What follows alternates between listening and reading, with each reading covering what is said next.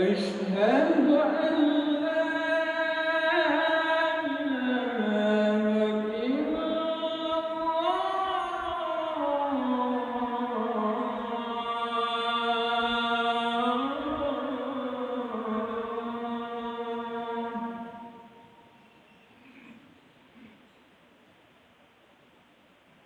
أشهد أن لا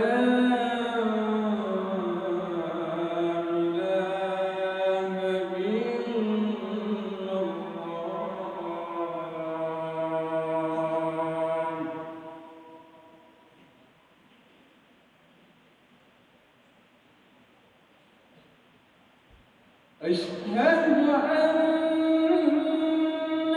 محمد رسول الله.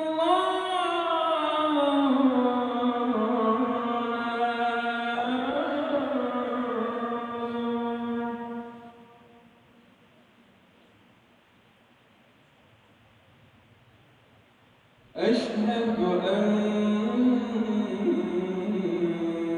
محمد رسول الله.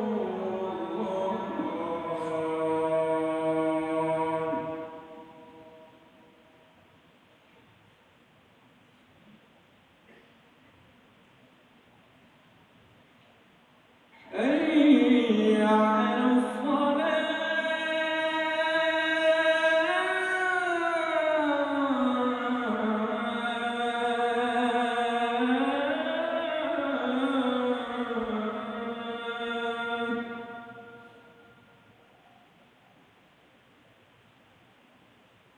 حي على الصلاة.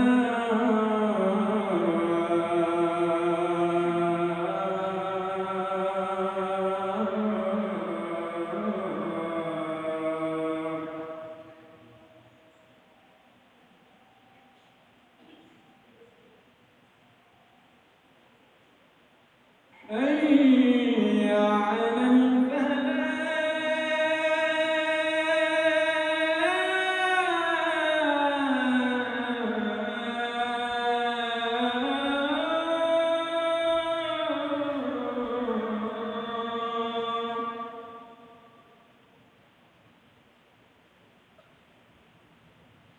حي على الفلاح.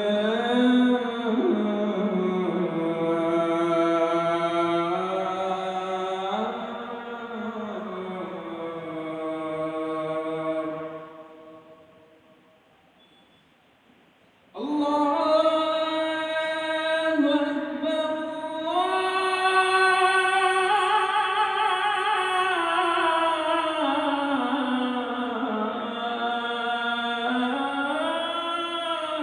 الله أكبر. لا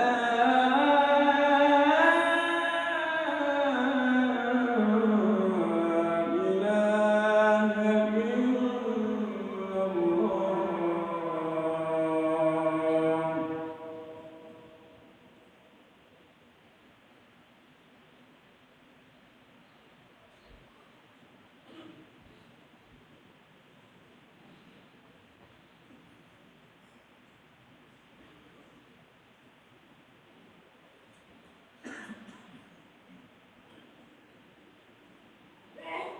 Alhamdulillah,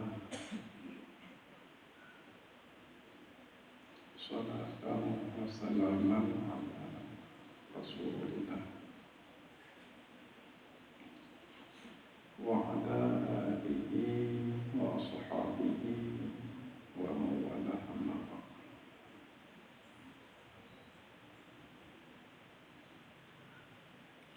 Hadirin sidang jamaah Jumat yang dirahmati Allah.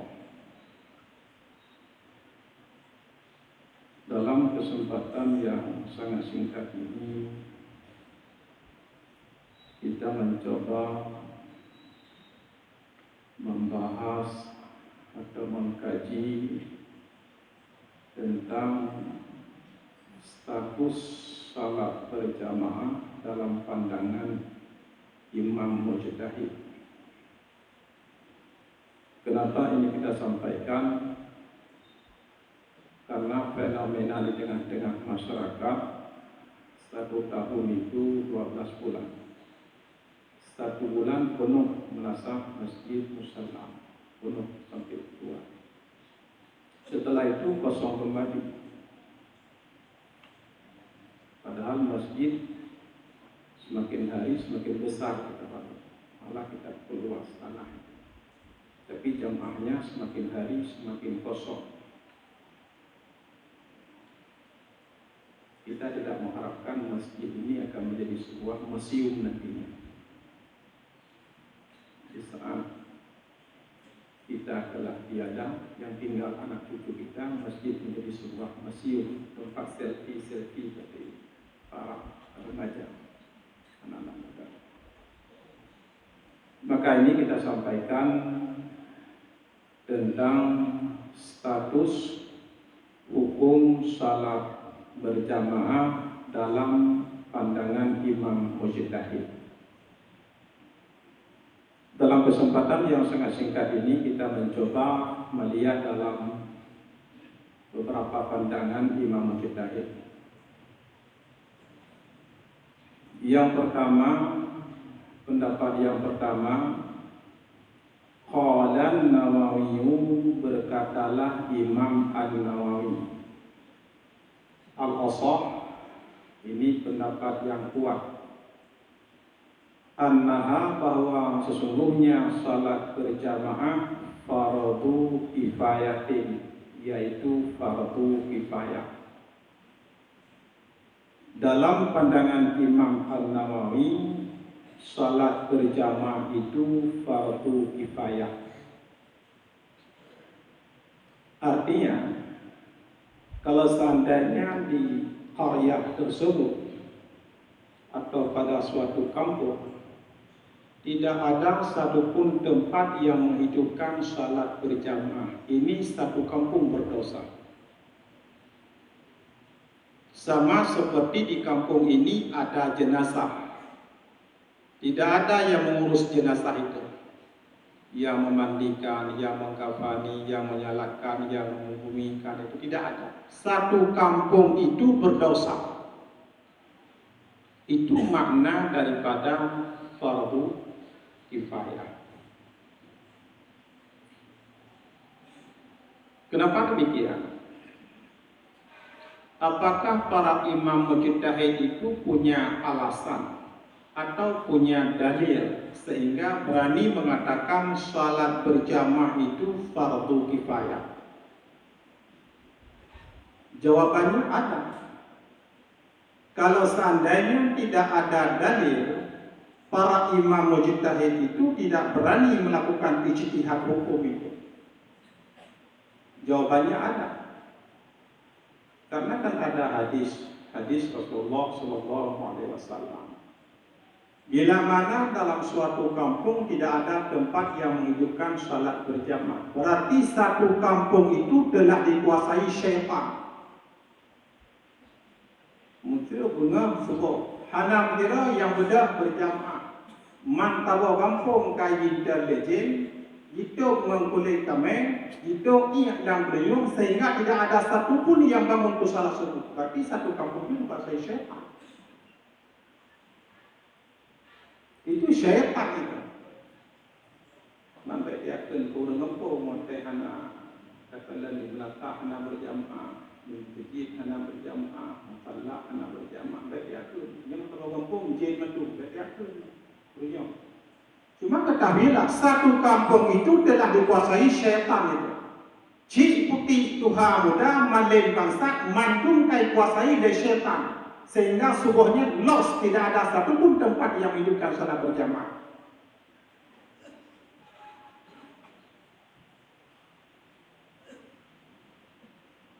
Ini masalahnya.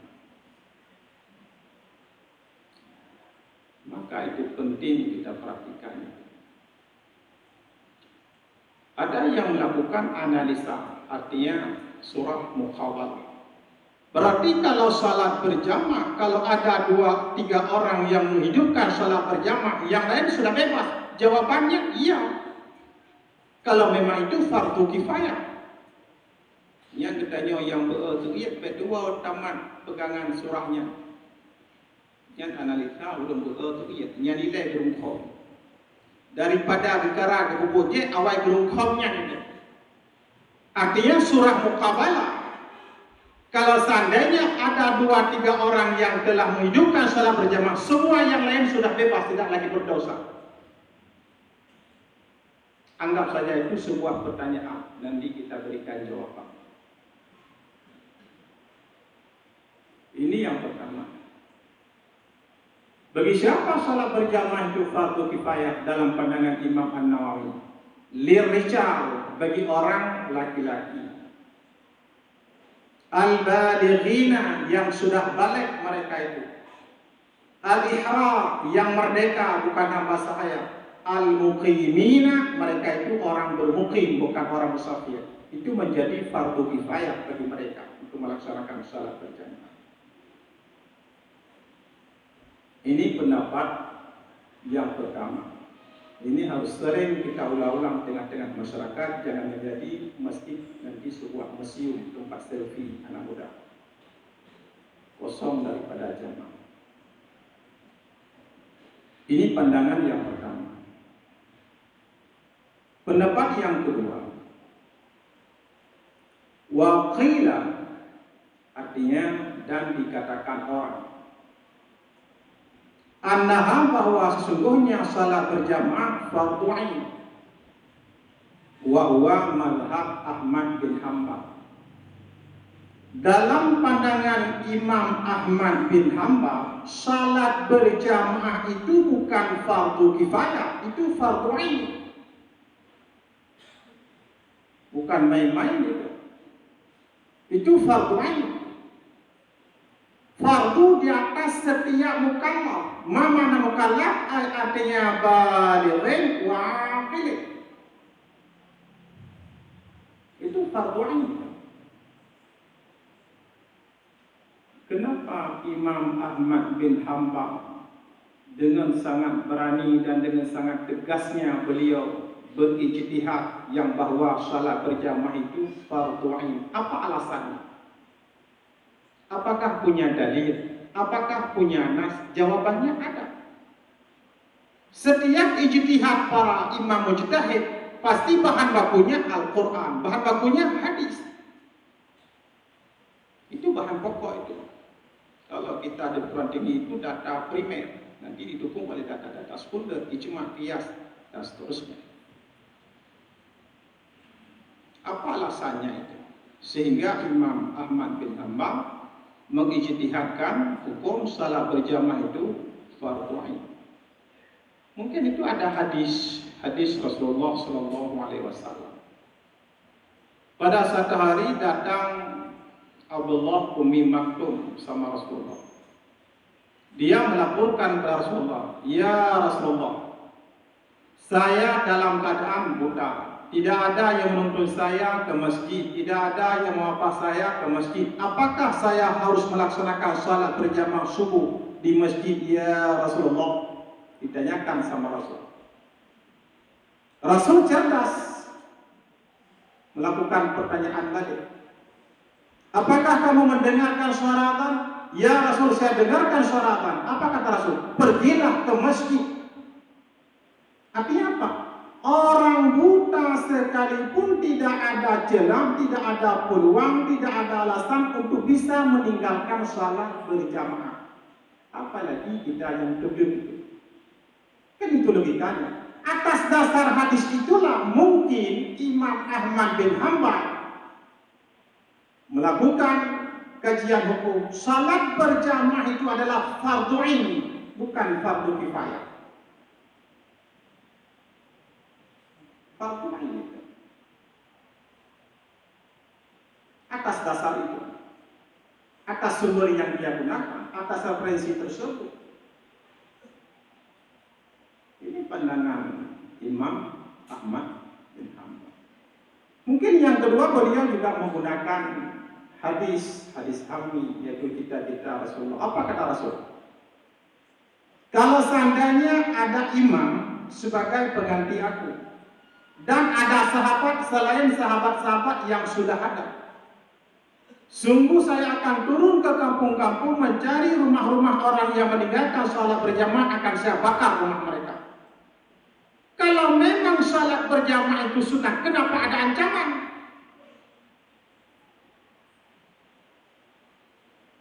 Kalau memang salat berjamaah itu fardu kifayah, kan sudah cukup diwakili oleh beberapa orang sahabat. Kenapa Rasulullah punya rencana ingin membakar rumah-rumah orang yang meninggalkan salat berjamaah? Atas dasar dalil itulah Imam Ahmad bin Hanbal menarik kesimpulan berarti salat berjamaah itu fardu ain, bukan fardu kifayah. Karena ada ancaman di saat kita tinggalkan itu, ada sanksi, ada konsekuensi hukum, ada ancaman, ada ganjaran. Berarti itu bukan sunnah. Perbuatan sunnah yang kita tinggalkan tidak ada sanksi. Kita kerjakan dapat pahala, tidak kerjakan tidak dosa. Kan itu logika sunnah. Ma'idhabu ala fi'li wa la yu'aqabu ala tarki. Dapat pahala kita kerjakan, tidak ada dosa kita tinggalkan. Kan itu. Tapi setiap hukum yang ada konsekuensinya, yang ada ganjarannya, yang ada sanksinya, yang ada hukumannya, itu bukan sunnah. Maka Imam Ahmad bin Hanbal berkesimpulan yang bahwa salat berjamaah itu fardu ain. Itu pandangan yang kedua dari kalangan Imam Mujtahid. Pandangan yang ketiga tentang status hukum salat berjamaah, annaha, bahwa sesungguhnya salat berjamaah itu syartun li sihhatis salat. Ini pandangan yang ketiga. Salat berjamaah merupakan syarat untuk sahnya salat. Artinya apa? Ada berjamaah sah salat, tidak ada berjamaah tidak sah. Kenapa mujtahid itu sangat berani berijtihad membawa salat berjamaah itu merupakan syarat untuk sah salat? Apakah ada dasarnya? Apakah ada dalilnya? Apakah ada nasnya? Jawabannya ada. Atas dasar nas itu tak mungkin mujtahid melakukan ijtihad seperti itu. Apa nasnya? Dalilnya, hadisnya. Apa kata Rasul? Barang siapa yang salat di rumahnya sementara dia mendengarkan suara adzan di masjid, maka salatnya la tasihu, tidak sah. Kan atas dasar itu. Berlebihan berjamaah, hana berjamaah, hana. Atas dasar itulah beliau tidak lagi mentakwil sebagaimana zahir hadis la tasihu, tidak sah, ya tidak sah. Walaupun dalam penjelasan kita lihat la yukmilu, artinya tidak sempurna. Yang lebih sempurna tinggalkan rumah menuju ke masjid di tempat berjamaah, itu takwil. Kan tidak salah juga Imam Mujtahid itu memahami secara zahir hadis la tasihu, tidak sah. Kan tidak disebut situ la yukmilu. Maka beliau memahami secara zahir hadis. Maka salat berjamaah itu merupakan syarat untuk sah salat. Itu pandangan yang ketiga dari Imam Mujtahid. Pandangan yang keempat, annaha, bahwa sesungguhnya salat berjamaah itu sunnatun muakkadatun. Mungkin itu yang kita tunggu-tunggu. Sampai tanya atai kafui nya apa tanya. Menyembah gehan menotang itu bi'iyah pada dengar. Krum dah dengar sunnatun muakkadatun nya kapa. Yang kejut adalah merang berjamaahnya punah menakah punah menjadi itu tiga kan. Berjamaah Jumat juga, murayaan juga berjamaah. Nya kapa, cocok dengan pikiran. Pendapat yang keempat, annaha, sesungguhnya salat berjamaah itu sunnatun muakkadatun, sunat yang sangat dikuatkan. Apakah ada dasar atau ada dalil atau hadis sehingga mujtahid berani melakukan ijtihad hukum salat berjamaah itu sunnatun muakkadatun? Jawabannya ada. Salatul jamaah afdalu, salat berjamaah itu terlebih afdal min salatil fardhi, daripada salat sendirian, bisa main wa asyrina derajat, dengan 27 derajat. Coba kita analisis teks hadis itu.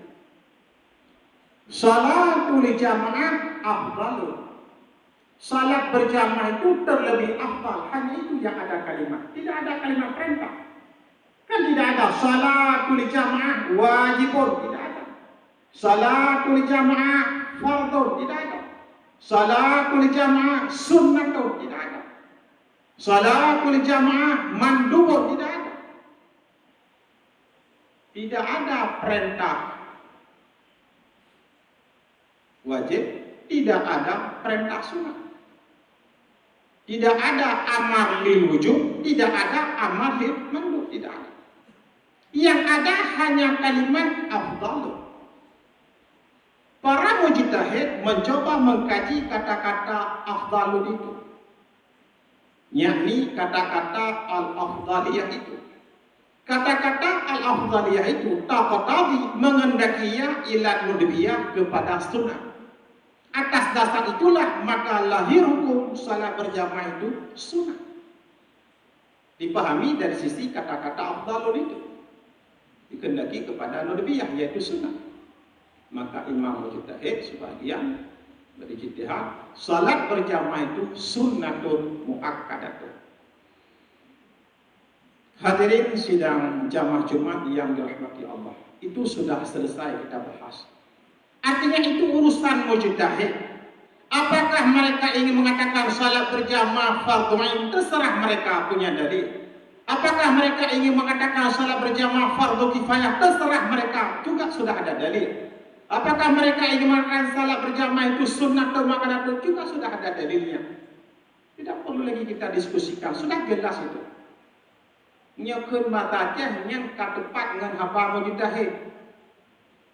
Setiap haba mujtahid yang kata itu masing-masing punya alasan, punya nas, punya dalil, punya argumen. Kita nyoh hana payah dapat tepat haba mujtahid. Nya jika tepat habanya, sudah tepat. Untuk dari diskusi bagi dia kopi hana payah dia. Jika tepat, masing-masing mujtahid yang telah mengijtihadkan hukum, mereka menggunakan nas, menggunakan dalil, menggunakan argumen, menggunakan data primer, data sekunder, sisi pandang yang berbeda, sudah jelas itu. Ino yang boleh dapat tepat kan haba mujtahid, ro tidak yang boleh dapat tepat. Kepo dapat tepat haba mujtahid jika tepat, jika haba jika benar di ijtihad 2 pahala, salah ijtihad 1 pahala, tidak ada dosa. Itu anggap saja untuk memperkaya khazanah keislaman, wawasan Islam. Yang boleh dapat tepat ronyo kan haba mujtahid, yang boleh dapat tepat ronyo, draw katanya dapat tepat. Quran itu Rasulullah. Barang siapa yang melangkahkan 2 langkah kaki ke masjid, 1 langkah diangkat derajat, 1 langkah lagi dihapuskan dosa. 5 pertanyaan. Nak perlu berangkat derajat? Jawaban perlu. Di rumah jauh lagi.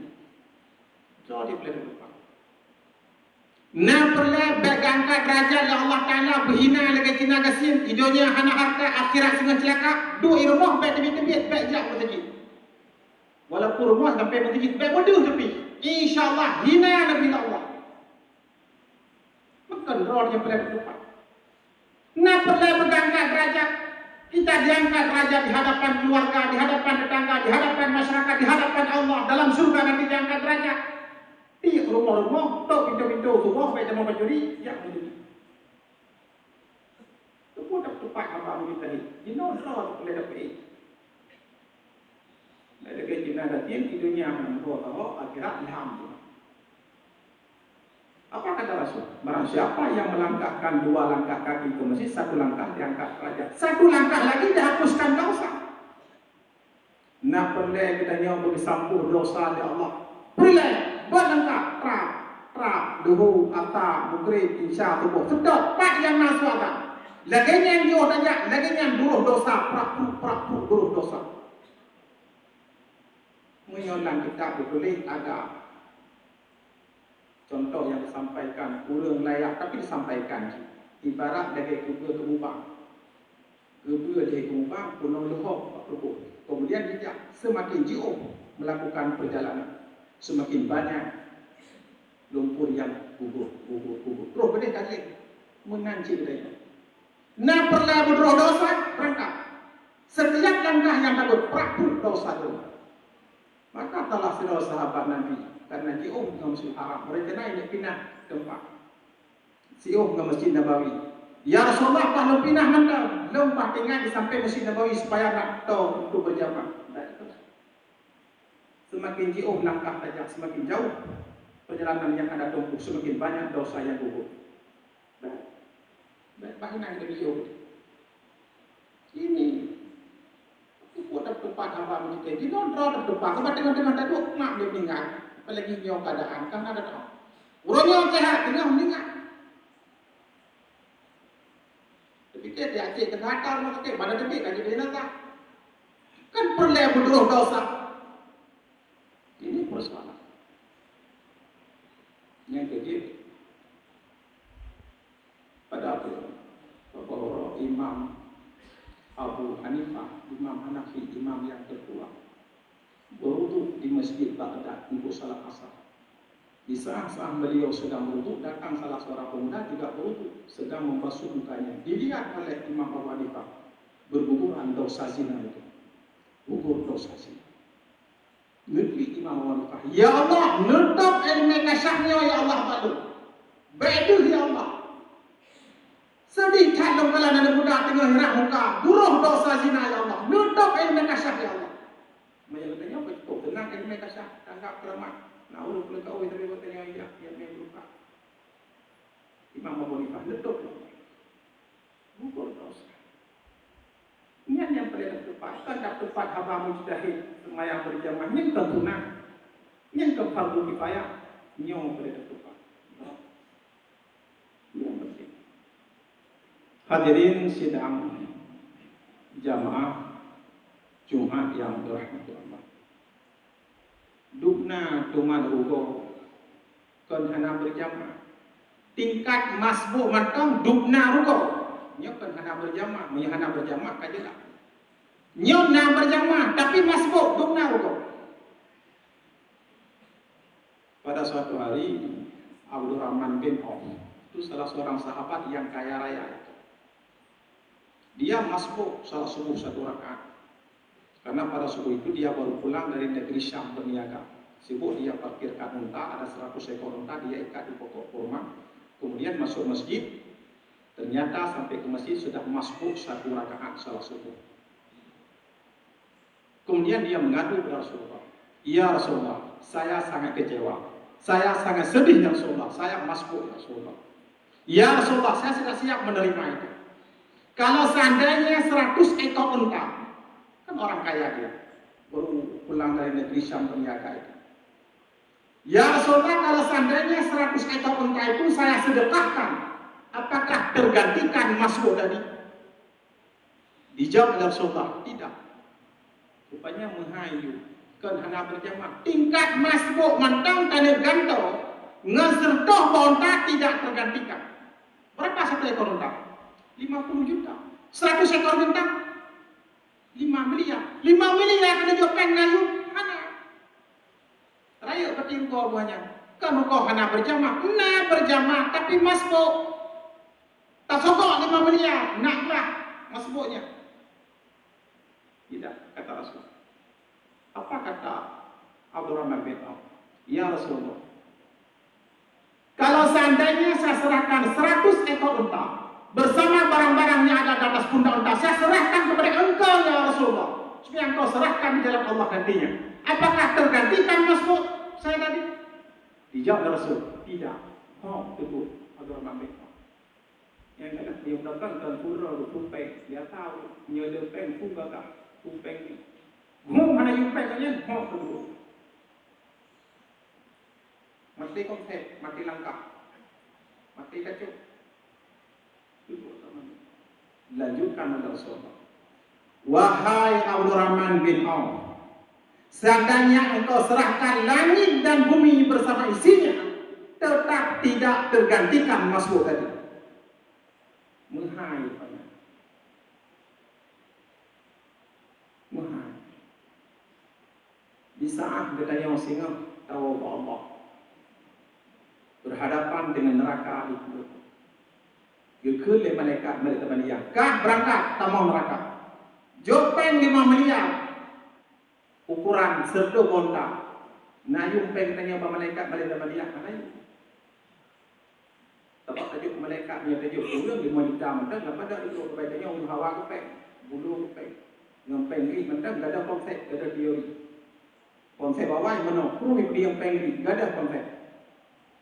5 miliar ada beliau. Wahai malaikat Mania, langit dan bumi bersama isinya saya serahkan kepada engkau, lepaskan aku daripada cengkraman neraka ini. Tidak, kata malaikat Mania. Anayu, nampu kita tengok malaikat ini. Baik kita nyolam neraka ini. Apa kata Rasul? Barang siapa yang sempat melakukan takbiratul ihram setelah takbiratul ihram imam, artinya tidak pernah masuk. Arba'ina yawman selama 40 hari. Bara'ah minan bebas daripada akun neraka. Ini yang kita tahu. Rupanya muhai semayang berjamaah. Muhai muafiqnya tidak masuk, muhai. Masuknya raya juga. Muhai rupanya kalau kita sempat takbiratul ihram setelah takbiratul ihram imam selama 40 hari itu mahal itu. Mahal. Belah kebakul neraka. Maka yang boleh dapat dalam masyarakat. Setiap tempat apa mau ditahidnya tentunya. Yang tempat itu kifayah. Kekuatan dakwahnya fardu ain.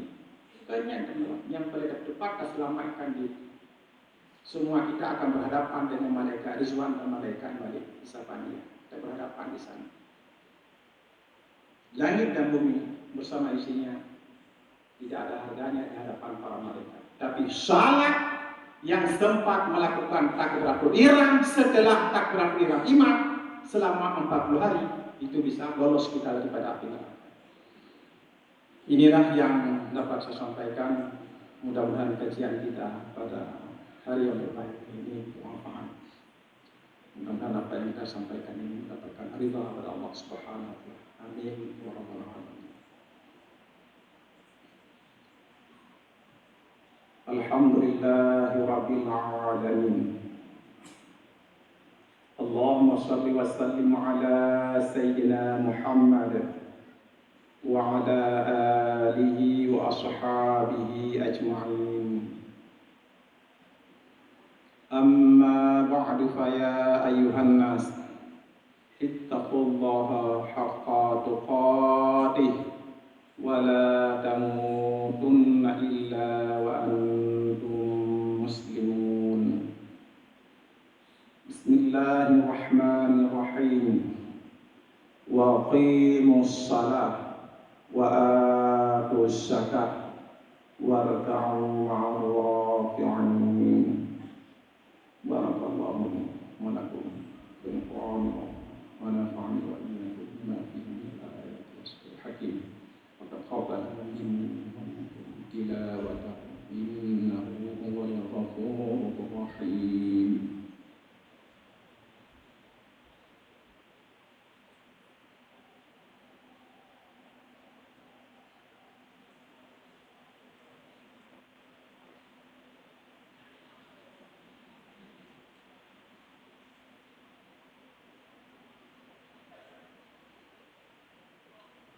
Alhamdulillahi rabbil alamin. Wa bihi nasta'in ala dunya wa din. Asyhadu an la ilaha illallah wahdahu la syarika lah. Wa asyhadu anna sayyidana Muhammadan abduhu wa rasuluh la nabiyya ba'dah. Allahumma salli wa sallim ala sayyidina Muhammad wa ala alihi wa ashabihi ajma'in. Amma ba'du fa ya ayyuhan nas ittaqullaha haqqa tuqatih wa la tamutunna illa wa antum muslimun. Allahumma ghafir lil muslimina wal muslimat wal mu'minina wal mu'minat الأحياء منهم والأموات برحمتك يا أرحم الراحمين. ربنا آتنا في الدنيا حسنة وفي الآخرة حسنة وقنا عذاب النار. الحمد لله رب العالمين ولذكر الله أكبر.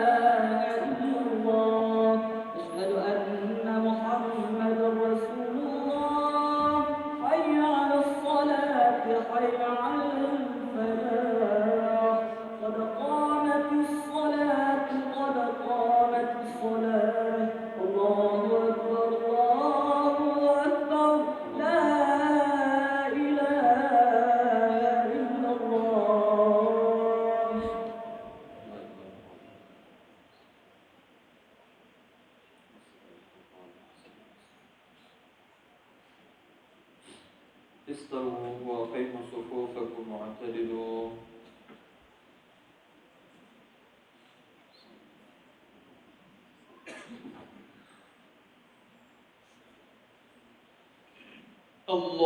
الله أكبر.